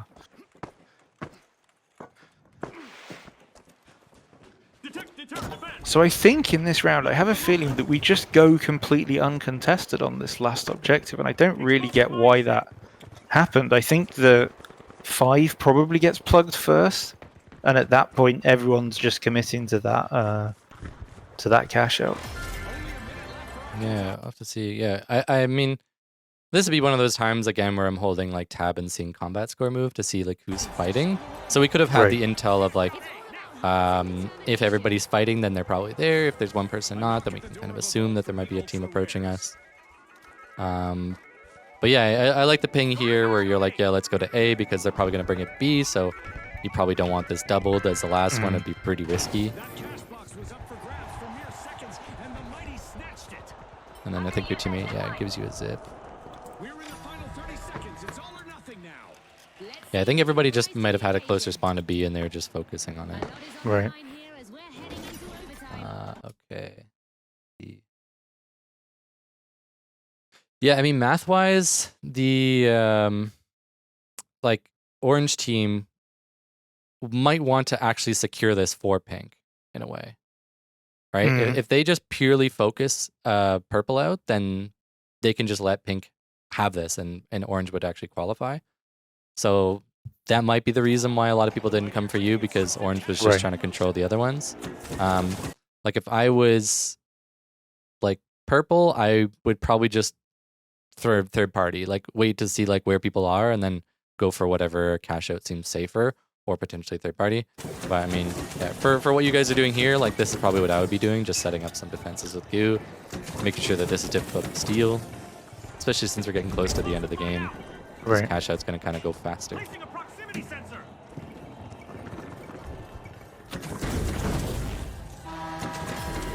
Wait, did I not glitch you?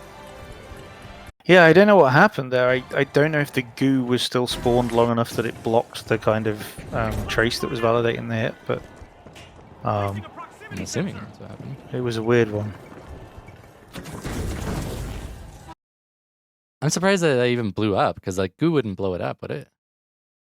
So I think in some scenarios when goo spawns, if it would really mess with the physics, like it's pushing something into something else that causes it to jitter, then we do have logic that will kind of blow them. So it might be the fact that it's kind of angled on the step there that causes that. Interesting. I guess the goo had to have blocked that somehow, but I'm surprised that didn't glitch you. Yeah, I'll add that to the bug report tomorrow morning. Oh no.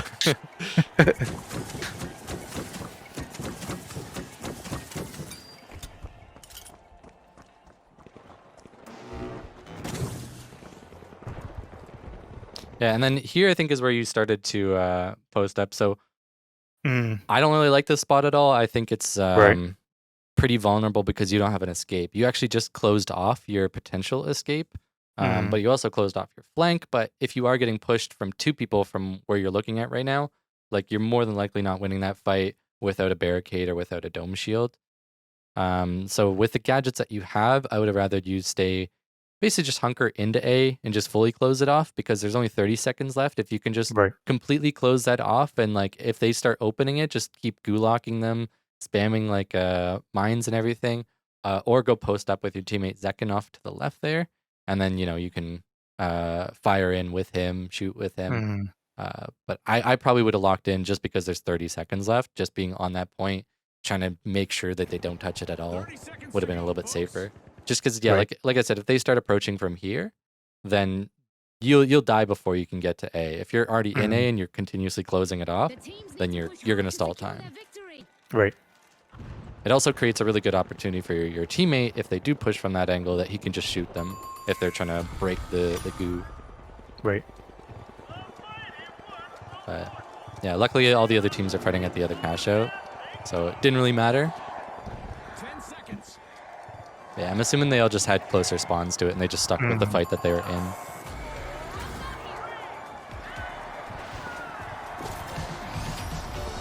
folks, the Retros are the team to beat as we head into a classic final round. And another formidable contender will join our upcoming two-team clash. It's the Ultra Rares.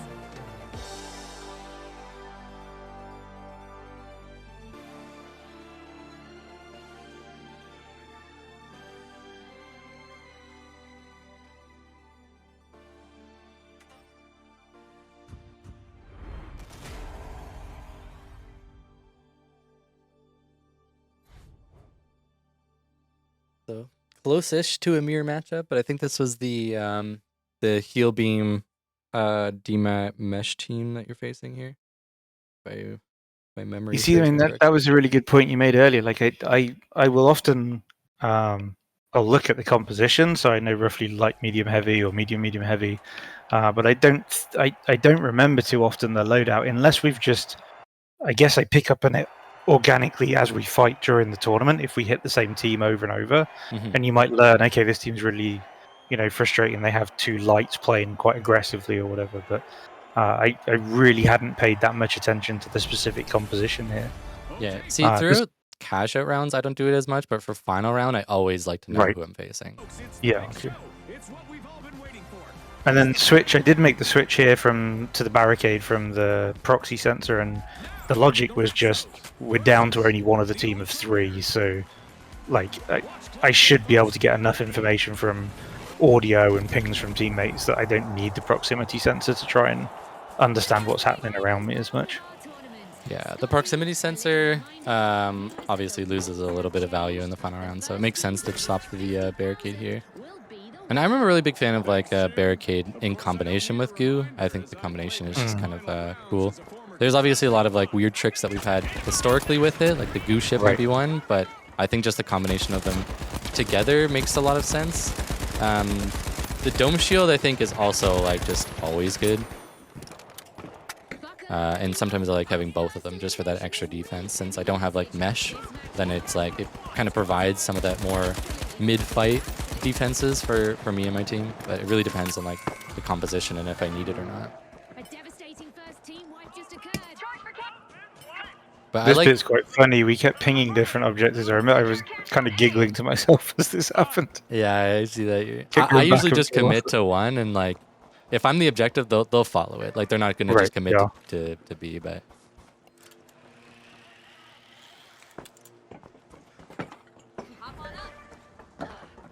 The retros are re-engaging.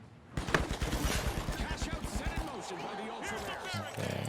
Setting a barricade. And then the barricade placements are a little weird. I'm not too sure what that second one Yes. was for. And then another thing is like spawn logic. Like you know it better than I do. Hopefully.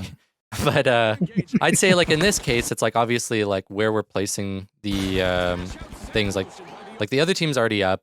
Your teammate, I'm pretty sure is I don't know if they're shooting at the enemies here, but like orange Yeah, I spawns. think one right of them on here. the platform is shooting at them already. The one that's nearest to me. Yeah, in final round, the spawns tend to be a little bit closer than final round. Like they're not going to spawn across the map. Like since you're over here, they're more than likely going to spawn close enough. And to the left is a pretty logical assumption of where they're going to go. So the barricade placements are confusing to me because placing it here, like this one isn't the worst if they do push through park. I personally would have pushed or placed one to the left of where we are right now, and then Right. this one I don't think it's doing anything. Yeah. Yeah. No, I think I'm very much in the mindset of like I could hear gunfire, so I'm like, okay, I want to get set up as quick as I can. Mm, But I even realized the moment I deployed the two of them, I'm just like, those are facing kind of out of the map to some extent. yeah. Like that's not where the action's going to come from. Another thing is like this wall here. Let me see. Like this wall is like really good cover that we can utilize a little bit better. So let me give you an example here. Where we at? Okay, so for walls and stuff, like you can set up stuff like this. So like you could have done this where you just set up a little Right, view and spot peek and now over you the peek top over, kind of thing. right? Right, And now we okay. have like these little angles that we can play from. I do this a lot, especially on suspended structures, and it's like you can just place one or two blobs, and you can even place them at different levels. Like I play a lot of HMO comps, so if I'm the heavy with goo, I might set one up a little bit higher for my light. You know what I mean? Like so that they can peak, Right. the medium can peak, and then I have like the lower one just to work with like the body height. So doing stuff There's like that something is really good. Something really cute about that you make a slightly higher one for the lights stuff. Yeah, you know what? It's because I play all the classes. Right. And there's so many times where I'm playing a specific class where I'm like, man, I just wish that like I had this from my other teammate. I really wish this heavy Right. would set this thing up for me. So then it's like when I do play these other classes, I'm like, okay, I know. And it is cute, especially when you're looking at a little light that's just crouching on your little goo blob, just LH1ing and pissing people off. But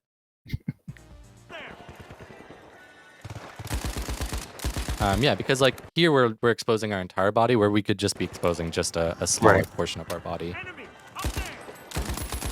And then it's like obviously if we had barricade and we placed it on this side, it would have been good. But if we don't have barricade, I think placing goo would be good here. Now, if Mm. I was the enemy team here, I would have been able to spot that you guys are very split, and I would have just called for, a jump pad and just went super aggressive on one of you guys here. So the split that you guys have right now is a little bit risky, but to Right. be fair, that is on them. They are the ones that are on a team, and they've kind of split up. You're at least with one of your teammates. You can't really be with both of them here, so that's just kind of one of the unfortunate moments of solo queue. And that RPG felt a little bit panicky, but it wasn't really the worst. We got some damage value out of it. But what I would have done instead, because okay, so we pull it back here. So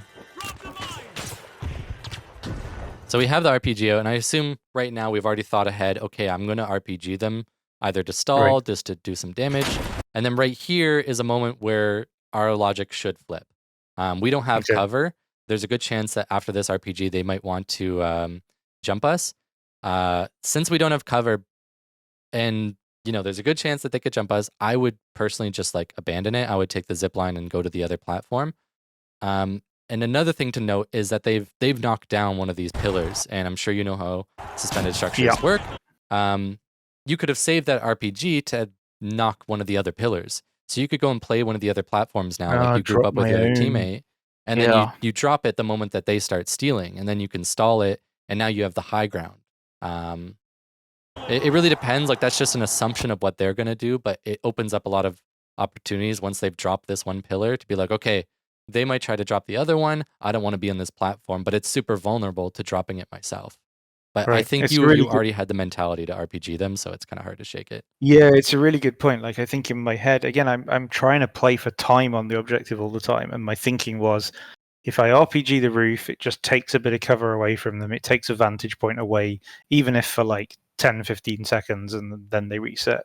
And yet, I could have probably bought way more time by keeping the RPG, move to the other platform, and then when I drop this platform, like that's going to buy way more time in the grand scheme of things. Yeah, I mean, it wasn't bad. Like you did exactly what you sought out to do, which is stall them.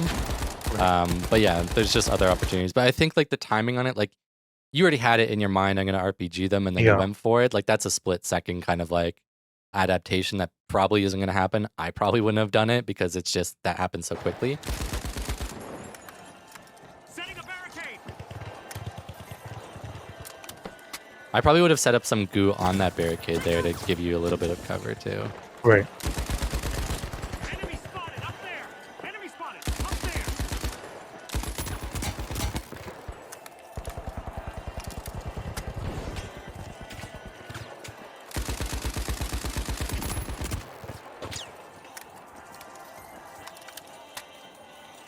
Okay, your teammates are regrouping with you.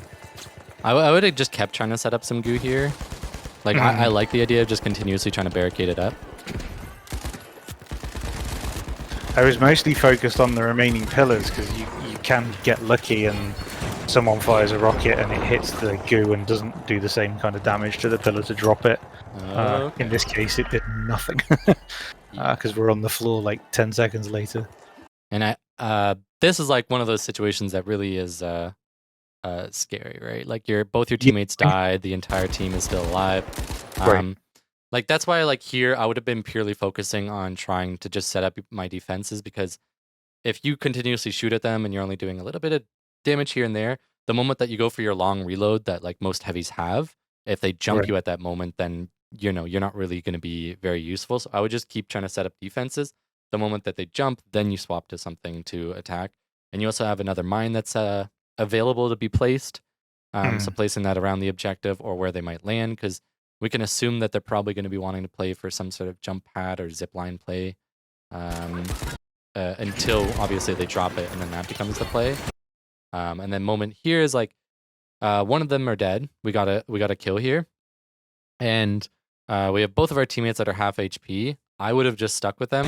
Likely, maybe they'll die. I don't know, but like you guys have the man advantage here, so pushing over here is not really that good, especially because like as the heavy, in a panic fight like this, you probably want to be the one taking the damage because mediums tend to have a higher DPS than heavies, and lights have higher DPS than them. So Like for example, on an HML comp, like the heavy and the light synergy is really, really important because the heavy that's taking a bunch of the damage opens up that opportunity for the light to dish out a lot of damage, and that kind of synergy is really good. So when you're off on the ledge, as a quote unquote tank, I know Gugun isn't really like the most tanky in terms of all the specs. Like the mesh obviously would be, the tankiest if we want to like value it that way.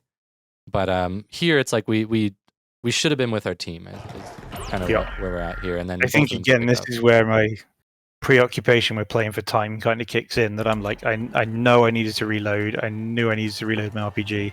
I'm like, let me get that stuff so I'm ready to defend and delay them more on the objective. Yeah, and that timing actually tripped me out the first time I watched this. The dome popping at the exact same time that you're Yeah, this sucked. And my Like heart right is in my there. mouth at this point as well, because I know I'm the last one alive, and I'm like, oh god, I gotta defend this thing. It's and I was like, wait, like, am I witnessing like a bug where like this is just the RPG didn't register anything? And then right here, I'm like, oh my god, that was like millisecond timing on the dome.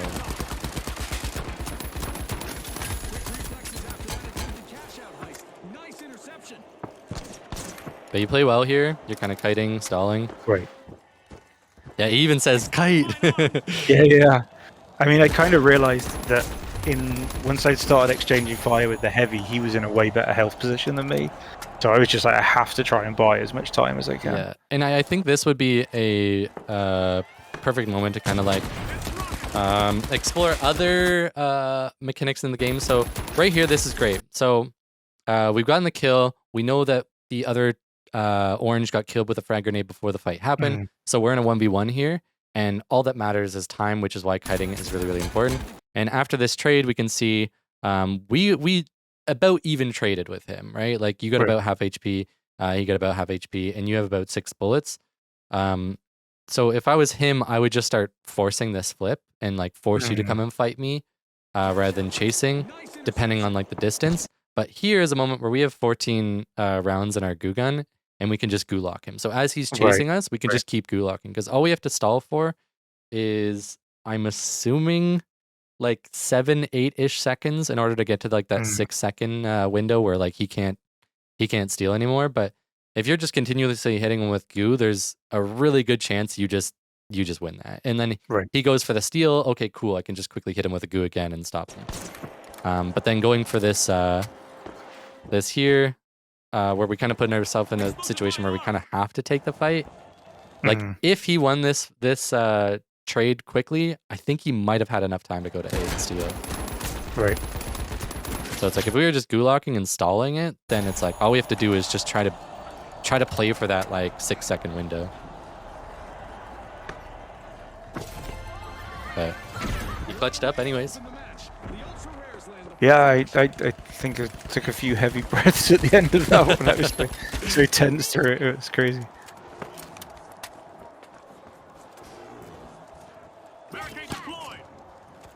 I like this, just being with your teammates, setting up barricades to kind of help them, and then picking it back up, which is honestly a thing I think a lot of beginner heavies do not do enough.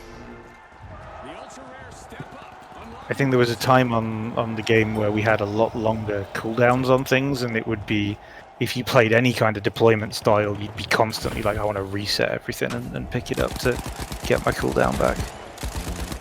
Yeah, even like the 2 barricades, like they don't have the longest cooldown, so you don't really need to, but the amount of like pointless barricades I just see around maps is kind of interesting to me. Like I always like to pick mine up because you never know, sometimes you just need the 2 for the fight. Having the opportunity, or having the option of placing 2 is just always like very valuable.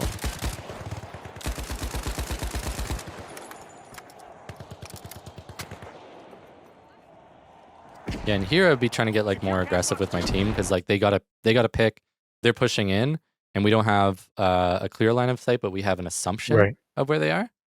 So we could have definitely gotten into a better position. This is almost something that I struggle with how we've designed the game a little bit in tournaments, is that since the changes we made to the scoring for plugging the cash boxes, especially prior to the more recent patch, the incentive was like, let's go put the cash box in, let's go.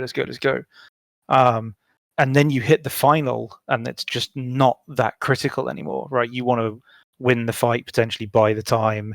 And so here I'm like, oh, we've killed 2 of them. I think we've killed 2. Maybe we've only killed 1 at this point. I'm like, let's just grab the box and go, because I want to get the objective going. Where, like you say, I kind of go back and point at the box, and then I realize like let's just go with them and get the kill, Yeah. right? And we do eventually, but there's like that hesitation, Yeah. I guess. Yes, yeah, absolutely. But yeah, and like final round, like just getting a team wipe is like really, really valuable. Like in cash out rounds, Right. it's like I get it. Sometimes it's like let's just not waste our time here. There's an objective to play. But if they're dead, then there's nothing stopping you from going to the Right. objective at that point. I also do the same like rotation here where I just place like the 2 blobs here and then climb up. Even though you don't even need it, I just always do it anyway. To me, it feels like the animation's quicker, but I'm pretty sure it's not. I think timing-wise, it's basically the same. The animation for like a small vault is quicker, but Yes. it's like 2 small vaults versus 1 big one. I think doesn't really make that much of a difference. But I like doing it anyway. Going down there. Gotta reload. Moving down there now. Yeah. And then another thing about like structures with a barricade is you can place them on these like ledges here to get like a higher cover, and I really like doing that because I feel like it makes it a little bit harder for them to push. And then there's also like another thing specifically with goo guns. Let me just make sure I know the time here. Where with some structures here, actually maybe the wrong audio. You can do that. So Yeah. if you remember back in the day with the smaller barricades, we could always head glitch with it. And I think that might have been a bit problematic for the meta, and I think that's probably why you guys made them a little bit bigger. I'm not too sure. But since then, like Goo Gun is the only one who can kind of benefit. And so like as you can see here, like you can't head glitch, you can't shoot it through it, but you place 1 blob and now you can kind of do it. And you do kind of pop up a little bit more than just your head, but this still provides a lot of cover, so it's similar to the last concept. And I feel like with suspended structures, since it does pop you up a little bit higher, doing it on those little side rails makes a lot of sense because you can pop above. Tighter angle at the top. Yeah. Right. Just because like I don't know, like this isn't too high. So when somebody's on this building, it's basically like they're shooting at the full body. If you can always make fights, like I don't know, if you can always make sure that when you're taking a fight, it's always in your favor, like that's how you win a lot of fights. And I feel like that comes from like a lot of tax shooter knowledge is like, make sure that you are the one shooting first, make sure that you have high ground. A lot of these things are like super common knowledge for most FPS players. And it's like even these little minute things and like the finals that like, it's not intuitive to know where to place a barricade in games. That's not a thing in most other FPS games. But in the finals, like you can still take those, the logic from a lot of other games and apply it here, but then with a lot more creativity. So being able to place like a goo plus barricade and then get that little bit of a extra high ground while also making your hitbox smaller, like all those sort of stack up. It's interesting to hear you say that because design-wise, we were always trying to think of like what are those tactical choices players can make in the game, despite the pace of it. And yet, I do think in some ways, I see players so often playing at really, really high speed, like committing to the fight straight away, and being like hyper aggressive. And I think a lot of players actually miss those tactical decisions they can make that really make a difference, like how quickly teams are sometimes to drop to ground level rather than keep high ground. That always kind of surprises me a little bit from the way we designed the game. I imagined more people would make use of those kind of high ground advantages. Yeah. So it's always been interesting to see if that's if we maybe not messaged some of how to play with certain play styles well enough, and is there more we could do to potentially teach players in game about that? I think pacing is like a really tricky thing, I think, for players to fully comprehend. And it comes a lot with having an objective that's on a timer. I think forces people's mentality to kind of, oh shit, like I need to do something right now. I mean, you even said it multiple times, like I just panicked and shot the RPG or like, I think this game kind of encourages you to think really, really quickly. And I think that's why people take fights so aggressively and they don't Mm. slow it down, because that timer is in your face all the time. And it's just Right. causing you to be like, fuck, I need to just go in. I need to go in right now. I can't wait. But if you watch like a lot of competitive players, like we play almost like tactically aggressive. So say, for example, during the first, I think like 2 seasons, we had the double heavy medium composition where we would double RPG off of a jump pad, and that was like how we engaged a lot of fights. And specifically, NA did that a lot more than EU at the Right. time. But that sort of, we're just going to take this fight really aggressively, but we are taking an extra 3 seconds to think about it. Whereas I think a lot of other players that might be trying to emulate some of the top players are just like, yeah, I see them just go in, they're just rushing in. Right. And then when they try and do that, they haven't really put in all the steps that we're doing. But yeah, I think when it comes to like defensive play, there are a lot of times where people just are off point. Right. I don't want to call out, all the lights, but I think lights in general do tend to be the class that does do that a lot more. And I think it gets sort of very confusing on how to play light correctly, because to a degree, yes, you want to like be aggressive, you want to be away from your team, but you need to position in a way that you can catch people off guard. But I think a lot of people like to just, I need to just go fight this person who's away from my team because I saw this streamer who was just pushing this team, but they didn't, Right. see all the other logical steps that we got.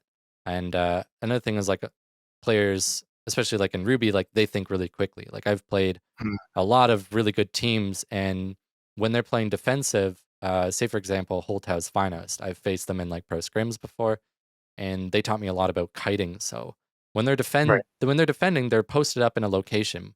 By the time we fight them or find them, now they're dematting and moving away. The moment that we make a mistake where one of us is alone, all of a sudden they're jump padding and getting super aggressive on us. Like they flip like instantly because they're playing slow, they're playing tactically, but they are able to capitalize on like the moments where they're supposed to be aggressive. Whereas if you were to just watch them play, somebody might just pick up, oh yeah, let's just continuously push them. So Right. yeah, the game provides you so many like creative tools to do a lot of these things, but it's not always it's not easy to pick up on. No idea what happened to the rocket. I assume it bounced. but I think it did bounce, but I don't even see where it traveled after. Yeah. Where did it go?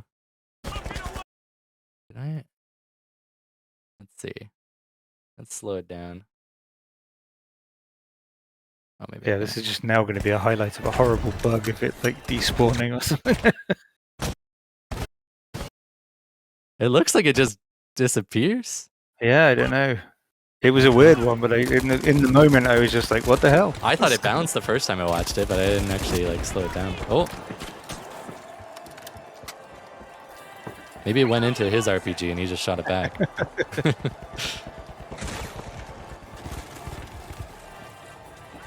Standard win. I feel like the enemy team, they just kind of like funneled into you guys, like one by one, which really allowed you guys to just kind of, pick them apart. Yeah, I mean, we played pretty. I think the lineup we had actually, it really suited the final round with the suspended structures, so we could delay for an awful long time on both of those. Oh, look at that. Least amount of deaths. I feel like that makes sense considering the play style was very like defensive, but. Right, and I mean, I mentioned this chatting to you the other day. I think that like I don't get a huge number of kills in a lot of these games. I think my style is, and maybe as you've been saying, I could absolutely be more aggressive in some scenarios, and I'd probably get a few more kills out of it. But it's amazing how few kills you can get and still win a tournament, even in like gold, borderline kind of platinum that I'm playing in at the minute. It's with if you pick the right tools, it seems to work out. It can work out for you. Yeah, I think there's just sort of this misunderstanding that I think a lot of players have of like objective play. And don't get me wrong, killing the entire lobby is very good for getting the objective, but Yeah. there's like a risk versus reward that has to be kind of accumulated for, and the risk of trying to wipe an entire lobby versus the risk of doing something like you do, which is just setting up a lot of defenses and just securing a cash out, is pretty easy to weigh out. Now the reward, Mm. which, you know, if you wipe everybody and you get both objectives, like the reward is much bigger. But Mm. like if you're constantly taking those risks when, you know, your team isn't capable, especially like for solo queue players, like if you're constantly running off alone and trying to, you know, do things that a full team it would be trying to manage, like you're probably going to be losing a lot of games that you know, could probably get away with easier wins with less kills. But Right. yeah, I mean, it is a shooter, and I think like most shooters, if you have a gun in your hand, you just want to shoot it at somebody else. It's Yep. just the nature of it. So I get it. Like I definitely do that a lot. Like that's why I like having the World Tour, maybe even Power Shift, Quick Cache game modes where it's a little bit quicker paced and there's a little bit less. I don't know. Like I guess there's still an objective, but in my mind, there's not much pressure to be good at doing that objective. So you can just kind of chill back and, you know, just get some kills. But when it comes to ranked, yeah, like objective needs to be your number one priority for sure. All right. Anyways, I won't keep you too long. Thank you for. No worries. It's been fun. Yeah. I hope you can hit diamond soon, maybe. A diamond might be a bit of a marathon. I think I'm borderline platinum now. I'm at about 28,000, I think. So maybe, fingers crossed, I reach platinum. I have a bit of a bet with Rob, our exec producer, if he can make it to Emerald in World Tour before I make it to platinum in ranked. So that's the real achievement for the season. Okay, well, if you want, I can play with you a couple games. I'll boost you. You boost me up. Thank you very much. What if I get you to diamond before he gets to emerald? What'd you get it then? Put some money on it. Might be. That's going to be a lot of boosting. I'll have to get a Smurf account or something. All right. Anyways, I'll see you later, man. Cool. Thank you very much, dude.